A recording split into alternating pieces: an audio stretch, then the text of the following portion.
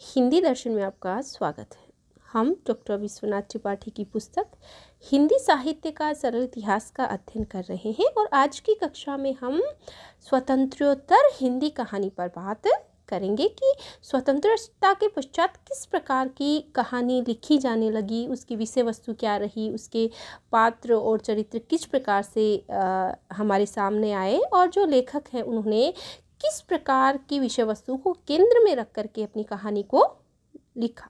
तो आइए देखते हैं पुस्तक हमें क्या कहती है।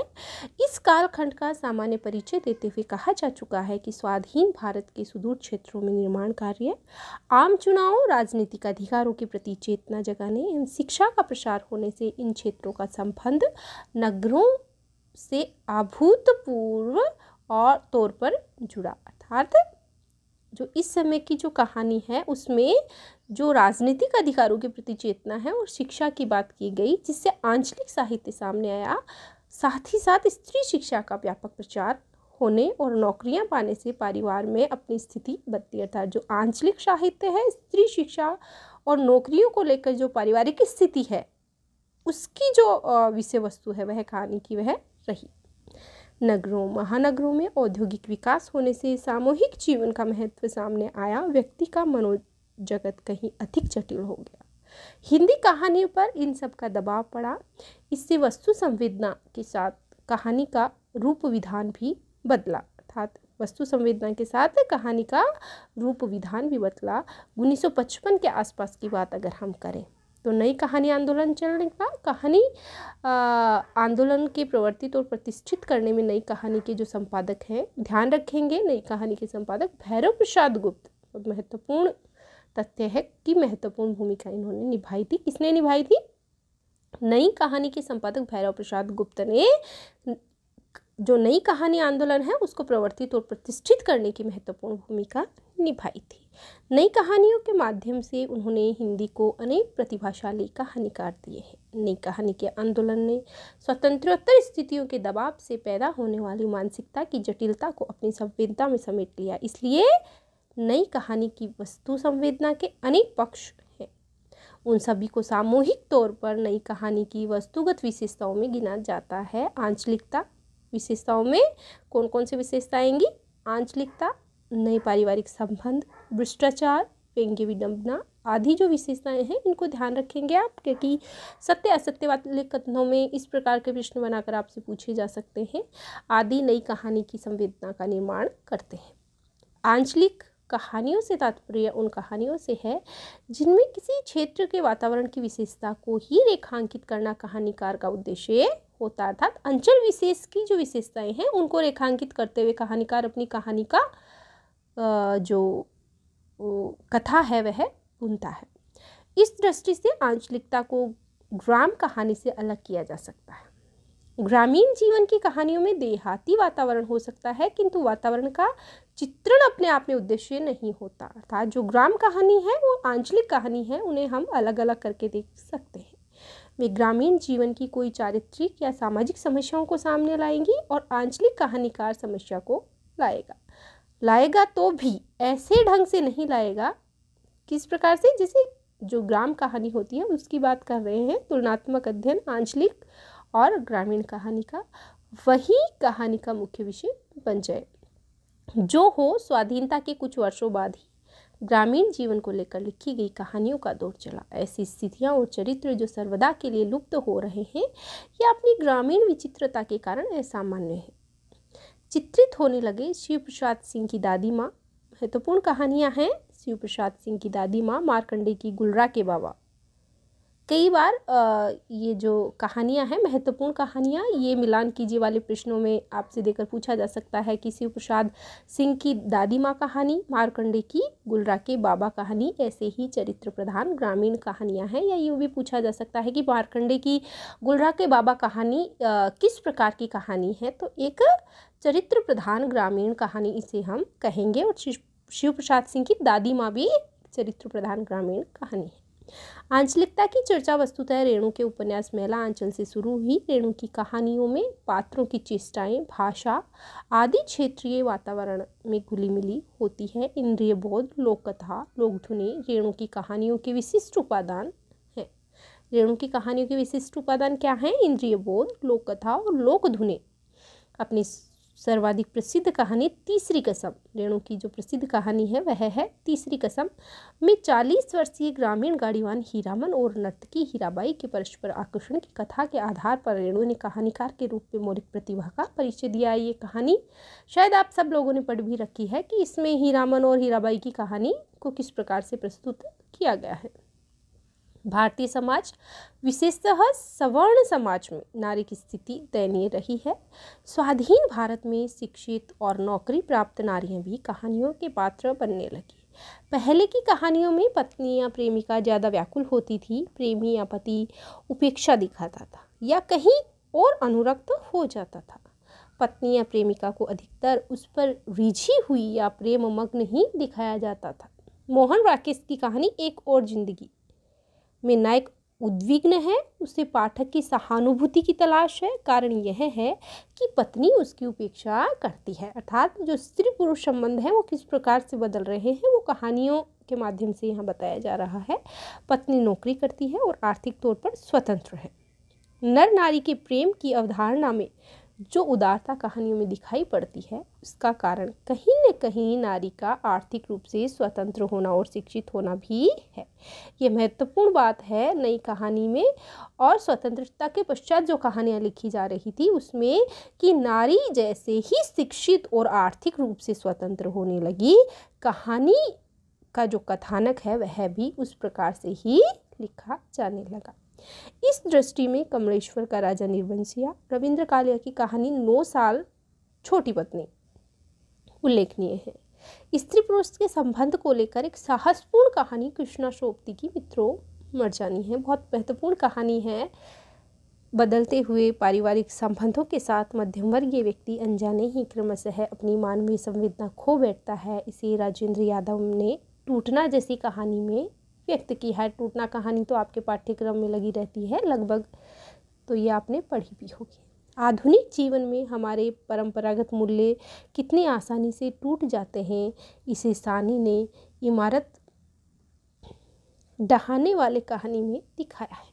शानी मानव संबंधों को उभारने में कुशल है। इस प्रसंग में नारी जीवन की एक रास्ता को मार्मिक तौर पर उभारने वाली कहानी रोज उल्लेखनीय अनिवार्य है। इसके लेखक अज्ञे हैं। रोज कहानी के लेखक अज्ञे हैं। इस बदलते हुए पारिवारिक वातावरण के संदर्भ में बुजुर्गों की स्थिति को हिंदी कहानी में चीफ की दावत और वापसी के माध्यम से क्रमशः भीष्म शाहानी तथा उषा प्रियवदा ने दर्शाया है। अर्थात जो बुजुर्गों की स्थिति है, पारिवारिक वातावरण की वजह से बुजुर्ग किस प्रकार से आज के युग में सर्वाइव कर रहे हैं, उसको भीष्म शाहानी की कहानी चीफ की दावत और उषा प्रियवदा की जो कहानी है वापसी, उसके माध्यम से हमारे सामने प्रस्तुत किया है। चीफ की दावत में उपेक्षिता और परिवार में कूड़ा करकट की तरह छिपाई जाने वाली वृद्धा माँ का महत्व उजागर करके प्रतीकात्मक ढंग से परंपरा का महत्व दिखाया गया है। और वापसी निहायत निर्मम ढंग से यह दिखाती है कि सेवानिवृत्त होकर मनुष्य अपने ही परिवार में किस तरह फालतू हो जाता है। शायद दोनों ही कहानी आपने पढ़ी हुई है। वापसी कहानी में टूटते हुए संयुक्त परिवार को की जो विवश स्वीकृति है वह दिखाया गया है। स्वाधीन भारत में गुजरती हुई पीढ़ी की वास्तविक वेदना तीव्रतम रूप से अमरकांत की कहानी डिप्टी कलेक्ट्री में व्यंजित हुई है। डिप्टी कलेक्ट्री की विषय वस्तु या कहानी की विषय वस्तु आपसे पूछा जा सकता है कि इसमें किस चीज़ का चित्रण किया हुआ है। स्वाधीन भारत में गुजरती हुई पीढ़ी की जो वास्तविक वेदना है उसको डिप्टी कलेक्ट्री में व्यंजित किया गया है। इस कहानी में डिप्टी कलेक्ट्री की परीक्षा देता है बेटा और आतुरता की धार पर वेदना सहता है कौन? पिता की पुत्र से आशाएं आकांक्षाएं मानो अतीत की वर्तमान के प्रति शुभकामनाएं हैं। सकलदीप बाबू की व्यग्रता और अधीरता की चेष्टा में मध्यम वर्गीय समाज की रूढ़ियां, अंधविश्वास, एक रस्ता और उन सब से उभरने की मानसिकता है। अमरकांत की कहानियाँ हमारे सामाजिक जीवन की अमानवीय स्थितियों को एक यातनागार की तरह पेश करती हैं और इससे उभरने की असफल चेष्टाओं का चित्रण करके यातनाग्रस्त समाज की दयनीयता को और मार्मिक बना देती है। स्वाधीन भारत के मध्य वर्ग में उपजी प्रायः हर प्रकार की कुटिलता किस प्रकार आदर्शवादिता के आवरण में आचरण करती हैं, इसका चित्रण हिंदी कहानी में समर्थ तौर पर अमरकांत के यहाँ मिलता है। वे अभावग्रस्त पात्रों पर दया नहीं उड़ेलते, उन्हें भी कइयाँ दिखाकर उनकी निर्दयता दिखाते हैं। इस दृष्टि से वे प्रेमचंद की कफन जैसी कहानी की परंपरा का विकास करते हैं। जिंदगी और जोंक, सप्ताहांत, मूस, मकान, हत्यारे, इसी तरह की कहानियाँ हैं। अमरकांत के यहाँ स्वतंत्रोत्तर भारत का दो मुहापन व्यक्त हुआ है। इस स्थिति को झेलकर भी मनुष्य यथासंभव अपनी मूल्यवता सजोए हुए हैं। यह शेखर जोशी की कहानियों की मुख्य संवेदना है। मूल्यवता को प्रकट करने वाली कहानियाँ प्रायः भाववादी पद्धति पर रची जाती हैं। शेखर जोशी ऐसी कहानियों को भी जटिल ताने बाने से तैयार करते हैं। इस रचनात्मक क्षमता के वे अकेले कहानीकार हैं जो दबे सदैव निश्चित ढंग से पात्रों की मानवीयता उभार कर सकते हैं। कोसी का घटवार का प्रेम, दाजू में पहाड़ी लड़के का स्वाभिमान, बदबू में जड़ व्यवस्था का अंग बनने की अस्वीकृति, हलवाहा में निश्चयात्मक बोध आदि इसी रचनात्मक शक्ति से निर्मित है। निर्मल वर्मा मन की गहरी परतों को उघाड़ने वाले कहानीकार हैं। आपसे पूछा जा सकता है कि मन की गहरी परतों को उघाड़ने वाले कहानीकार के रूप में कौन विख्यात है, तो निर्मल वर्मा। यहाँ बाह्य परिस्थितियों से जो प्रभाव पड़ता है उसका प्रभाव मन पर इस प्रकार पड़ता है कि पाठक मनोजगत में ही रम जाता है। स्थितियों का ठोसपना या उसका बाहरी पर निर्मल वर्मा की कहानियों में कम महत्वपूर्ण है। संगीतात्मकता और दृश्यों का संवेदनशील वर्णन उसकी शैली की विशेषता है। निर्मल वर्मा संवेदना की सूक्ष्मता और पारदर्शिता के लिए महत्वपूर्ण है, व्यापकता के लिए नहीं। नई कहानी के रूप विधान की विशेषता कहानी के सारे तत्वों का संश्लेषण है। इसमें तत्वों की सत्ता अलग नहीं रह गई है। वातावरण उद्देश्य की व्यंजित कर सकता है। भाषा वातावरण का भी काम करती है। नई कहानी में कथा तत्व का ह्रास हुआ है। ये बहुत महत्वपूर्ण विशेषता है। आपसे पूछा जा सकता है कि नई कहानी की प्रमुख विशेषताओं में कौन सा जो कथन है वह सत्य है या असत्य है, या कौन सी विशेषता नहीं है। तो नई कहानी में कथा तत्व का ह्रास हुआ है, यह इसकी महत्वपूर्ण विशेषता है। इसकी क्षतिपूर्ति प्रधानतः नाटकीयता, सादृश्य विधान, प्रतीकात्मकता, बिंब विधान से जुड़ी हुई है। नई कहानी में पूर्वदीप्ति, चेतना प्रवाह आदि शैलीगत प्रयोग उचित मात्रा में हमें देखने को मिलते हैं। ये नई कहानी के विषय में हमने बात की। नई कहानी आंदोलन से अलग रहकर जिन कहानीकारों ने अपनी पहचान बनाई या बनाए रखी उनमें जिनेंद्र, यशपाल, विष्णु प्रभाकर, अज्ञे, भगवती चरण वर्मा, द्विजेंद्रनाथ मिश्र निर्गुण तथा चंद्रगुप्त विद्यालंकार उल्लेखनीय है। अज्ञे ने भारत विभाजन के कारण उत्पन्न शरणार्थी समस्या और उनकी शरणार्थियों की जो स्थिति है उन पर कहानियाँ लिखी हैं। जिनेंद्र पहले की तरह मन की गहरी परतों को खोलने वाली कहानियाँ लिखते रहे हैं। नई कहानी आंदोलन से अलग रहने वाले लोकप्रिय और यशस्वी कहानीकार विष्णु प्रभाकर ने धरती अब भी घूम रही है। विष्णु प्रभाकर की महत्वपूर्ण कहानी है जैसी अनेक भावप्रवण कहानियाँ लिखी है। विष्णु प्रभाकर सामाजिक जीवन की समस्याओं को लेकर हर प्रकार की मानवीय पीड़ा से व्यथित होने वाले वादमुक्त कहानीकार हैं। भावप्रवण कहानियाँ लिखने के लिए द्विजेंद्रनाथ निर्गुण और चंद्रगुप्त विद्यालंकार भी विख्यात है। 7वें दशक की बात करते हैं। 7वें दशक के मध्य से भारतीय जनमानस में प्रतीक्षा का भाव समाप्त हो चला। इसके साथ मोहभंग और सामाजिक परिवर्तन के लिए आतुरता, अधीरता का भाव पैदा हुआ। कहने की आवश्यकता नहीं है कि यह नेहरू युग की समाप्ति के बाद राजनीतिक आर्थिक स्थिति में परिवर्तन की व्यापक मांग का ही प्रतिफलन था। कहानी की रचना में रत होने वाले नवयुग कहानीकार सत्ता के प्रति आक्रोशमय रवैये रखते हैं। उनका यह रवैया उनकी कहानियों में प्रकट हुआ। जिन कहानीकारों में आक्रोश के साथ स्थिति की पहचान और समझ भी थी, उन्होंने सार्थक कहानियाँ लिखी। यह आक्रोश और समझ नए कहानीकारों की भाषा को वाणी का खुलापन देती है और व्यंग्यपूर्ण तेवर भी देती है। भ्रष्टाचार कितना सहज और स्वीकार्य बन गया है, इसकी अभिव्यक्ति इन कहानीकारों की महत्वपूर्ण प्रवृत्ति है। इसी कारण इनकी रचनाओं में घृणा और क्षोभ इसे स्वयं प्रकाश, उदय प्रकाश, शिव मूर्ति, ज्ञान रंजन, काशीनाथ सिंह, पंकज बिष्ट, अस्कर वजाहत, मिथिलेश्वर, कामता प्रसाद और संजीव की कहानियाँ कलात्मक संयम के साथ व्यक्त करती हैं। इन कहानीकारों में मिलने वाला व्यंग्य वास्तविक और पैना है। इस बीच कुछ ऐसी कहानियाँ भी आई जो विकसित स्थिति की संभावना पर ही ध्यान देती हैं।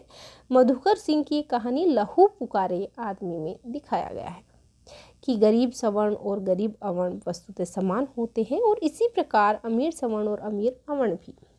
यह वर्ग चेतना केवल किताबी बोध नहीं है बल्कि चुनावों और शिक्षा का परिणाम है।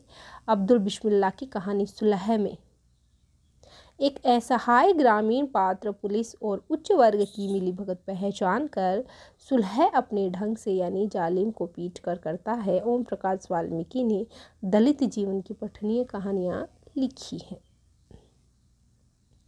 अब हम बात करेंगे स्वतंत्रोत्तर नाटक विधा और एकांकी के विषय में।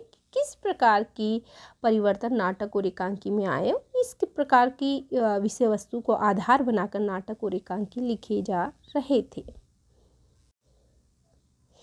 तो आइए देखते हैं पुस्तक हमें क्या कहती है नाटक और एकांकी विधा के संदर्भ में। स्वतंत्रोत्तर हिंदी साहित्य में नाटकों की आवश्यकता का अनुभव किया गया। यह भी अनुभव किया गया कि नाटकों की रचना के लिए यह समय उपयुक्त है, अर्थात जो स्वतंत्रोत्तर भारत है उसमें नाटकों की रचना का समय है वह उपयुक्त माना गया, किंतु उस मात्रा और गुण में नाटकों की रचना नहीं हुई। इसका सबसे बड़ा कारण हिंदी के अपने रंगमंच का अभाव रहा। स्वतंत्रोत्तर नाटक विधा में किसका अभाव रहा? रंगमंच का अभाव रहा और बहुत ज़्यादा नाटक नहीं लिखे गए। आवश्यकता महसूस हुई और जो समय है उसे उपयुक्त माना गया। हिंदी क्षेत्र में लोकनाट्य रूपों की कमी नहीं। स्वांग, नौटंकी, विदेशिया, सफेड़ा, ये जो नाट्य रूप है उनके नाम हैं, या सफेरा यहाँ के बहुप्रयुक्त लोकनाट्य रूप है, किंतु परिनिष्ठित साहित्यिक रंगमंच का उससे कोई व्यावहारिक संबंध नहीं रहा है। हिंदी के साहित्यिक नाटक प्रधानतः पाठ्य रचनाएं हैं। अब तक केवल भारतेंदु के नाटकों के विषय में ही यह बात कही जा सकती है। उनका जीवित संबंध हिंदी की जातीय नाट्य परंपरा से रहा है। पहले से लिखने वाले अनेक नाटककार स्वाधीन भारत में भी नाटकों की रचना करते रहे। जैसे लक्ष्मी नारायण मिश्र ने गांधी जी पर मृत्युंजय रचा। मृत्युंजय किस पर है नाटक? वह है गांधी जी पर। आपसे पूछा जा सकता है 1958 में यह नाटक लिखा गया। लक्ष्मी नारायण मिश्र का प्रमुख नाटक है मृत्युंजय जो गांधी जी पर आधारित है। उदय शंकर भट्ट ने शक-विजय और नया समाज नाटक लिखे। स्वाधीन भारत के नाट्य साहित्य में पहला उल्लेखनीय नाम किसका रहा? स्वाधीन भारत में हम अगर किसी महत्वपूर्ण नाटक की बात करते हैं तो वो है जगदीश चंद्र माथुर, जिन्होंने कोणार्क, शारदिया, पहला राजा और दशरथ नंदन नाटक लिखे। इनका क्रम भी लगाकर आपसे पूछा जा सकता है। जगदीश चंद्र माथुर के नाटकों का सबसे पहले कोणार्क लिखा गया, फिर शारदिया लिखा गया, फिर पहला राजा और अंत में दशरथ नंदन नाटक लिखा गया। चारों नाटकों को क्रम से लगाएंगे आप और क्रम से इनको याद रखेंगे। इन नाटकों का महत्व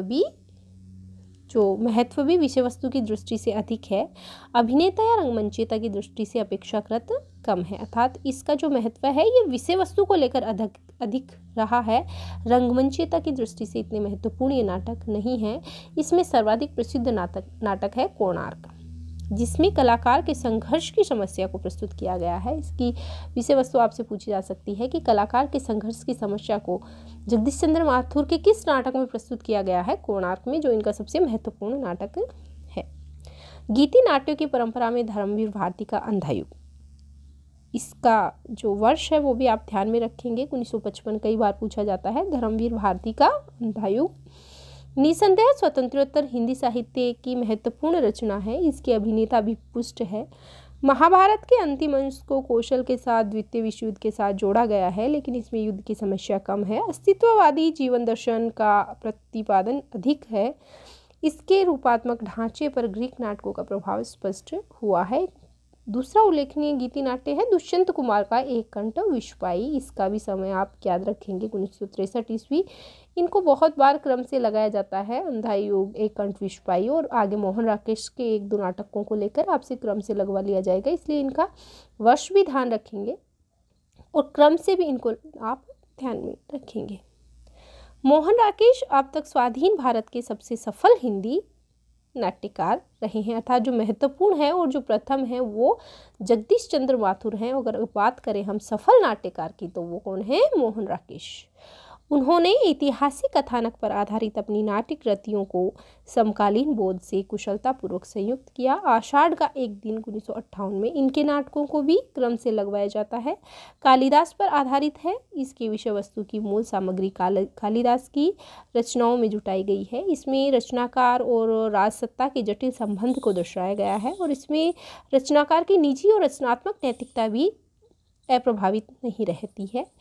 इसमें प्रेम संबंध की समस्याओं को संवेदनशील ढंग से प्रस्तुत किया गया है। आधे अधूरे नाटक भी बहुत महत्वपूर्ण नाटक हैं, क्रम से आपसे लगवाया जा सकता है।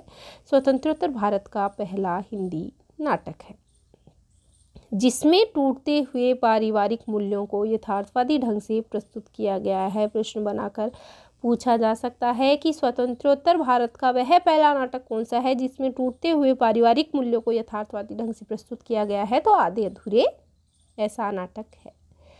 सभी पात्र अपनी इच्छाओं की पूर्ति और आचरण में अपूर्ण हैं। अधूरेपन का यह एहसास हमारे युग की नियति है। मोहन राकेश का एक अन्य प्रसिद्ध नाटक लहरों के राजहंस, जो इनका क्रम से लगाने पर अंतिम नाटक है। यह अश्वघोष की कृति सोदरानंद पर आधारित है। विषय वस्तु लहरों के राजहंस की पूछी जा सकती है। अश्वघोष की सोदरानंद। लक्ष्मीनारायण लाल के अभावग्रस्त ग्राम्य जीवन के सामाजिक और पारिवारिक संघर्ष को अंधा युग 1955 में प्रस्तुत किया गया है। मादा कैक्टस, रक्त कमल आदि उनके प्रतीकात्मक नाटक हैं। तो लक्ष्मीनारायण लाल के जो मादा कैक्टस और रक्त कमल नाटक हैं, ये कैसे नाटकों की श्रेणी में आते हैं? तो प्रतीकात्मक नाटकों की श्रेणी में आते हैं। लक्ष्मीनारायण लाल के नाटकों में अभिनेता होती है, अर्थात अभिनेता है, और वे रंगमंच की आवश्यकताओं का ध्यान रखते हुए अपने नाटकों को लिखते हैं। तोता मैना, सगुन पंछी उनकी एक प्रयोगात्मक रचना है जिसमें लोक शैली को अपनाया गया है। अन्य नाटककारों में सर्वाधिक उल्लेखनीय सुरेंद्र वर्मा है, जिन्होंने द्रौपदी, सूर्य की अंतिम किरण से पहली किरण तक और 8वां सर्ग कई बार पूछी हुई इनकी कृति है की रचना की है। इनके नाटकों का विषय सामाजिक पारिवारिक भी होता है और ऐतिहासिक भी। अब आपसे प्रश्न बनाकर पूछा जा सकता है कि सुरेंद्र वर्मा के नाटकों की मूल विषय वस्तु क्या रही है? तो सामाजिक भी, पारिवारिक भी और ऐतिहासिक भी इनकी नाटकों की विषय वस्तु रही है। सर्वेश्वर दयाल सक्सेना, लक्ष्मीकांत वर्मा, मुद्रा राक्षस आदि ने भी नाटकों की रचना की ओर ध्यान दिया है। इधर भीष्म साहनी ने हानुष, कबीरा खड़ा बाजार में और माधवी की रचना की है। भीष्म साहनी का कौन सा नाटक नहीं है देकर आपसे पूछ लिया जाएगा। हानुष, कबीरा खड़ा बाजार में और माधवी, ये भीष्म साहनी के महत्वपूर्ण नाटक हैं। कबीरा खड़ा बाजार में हानुष और माधवी सफलतापूर्वक दूरदर्शन पर दिखाए जा चुके हैं। यह भी बहुत अच्छा प्रश्न है कि इनके ये तीनों ही नाटक हैं, यह दूरदर्शन पर दिखाए जा चुके हैं। स्वतंत्रता के बाद सफल उल्लेखनीय एकांकी बहुत कम रचे गए हैं। बात यह है कि एकांकी के नाम पर अधिकांश रेडियो एकांकी ही लिखे गए हैं, अर्थात स्वतंत्रोत्तर जो साहित्य है उसमें एकांकी को अगर हम केंद्रित देखें तो रेडियो एकांकी अधिक लिखे गए हैं, जो बहुत कुछ सामयिक विषयों और रेडियो की मांग पर तैयार किए जाते हैं। उपेंद्र नाथ अश्क, भुवनेश्वर, जगदीश चंद्र माथुर आदि प्रसिद्ध एकांकीकार केवल रेडियो एकांकी नहीं लिखते थे। रेडियो एकांकियों का साहित्यिक स्तर प्रायः बहुत ऊंचा नहीं होता, इसलिए इस क्षेत्र में बहुत कम नाम इस बीच उभर कर सामने आते हैं। विष्णु प्रभाकर, जगदीश चंद्र माथुर, लक्ष्मीनारायण लाल मुख्यतः नाटककार हैं। उन्होंने एकांकी भी लिखे हैं। एकांकी विधा को अपनाने वाले रचनाकारों में विनोद रस्तोगी और चिरंजीत भी उल्लेखनीय है। वस्तुतः नाटक ऐसी विधा है जो वस्तुनिष्ठता की बहुत मांग करती है। नाटक केवल लिखा नहीं जाता, वह अभिनीत होकर दर्शकों से तारतम्य स्थापित करने के बाद पूरा होता है। इस दृष्टि से हिंदी नाटक अपने युग की आवश्यकताओं की पूर्ति करते नहीं प्रतीत होते। इस युग में कथनी करने के अंतर का जो बोध उसे प्रकट करने के लिए नाटक सर्वोत्तम विधा है। इसलिए अन्य साहित्य विधाओं में नाटकीयता का महत्व बढ़ जाता है। हिंदी की जातीय नाट्य परंपरा का थोड़ा बहुत उत्थान जननाट्य मंच इप्टा में दिखाई पड़ा था। हबीब तनवीर के हबीब तनवीर के आगरा बाजार और चरणदास चोर को हिंदी की जातीय नाट्य परंपरा की आशाप्रद कृतियाँ समझना उचित होगा। अगली कक्षा में हम स्वतंत्रोत्तर हिंदी निबंध विधा पर बात करेंगे। आज के लिए इतना ही, धन्यवाद।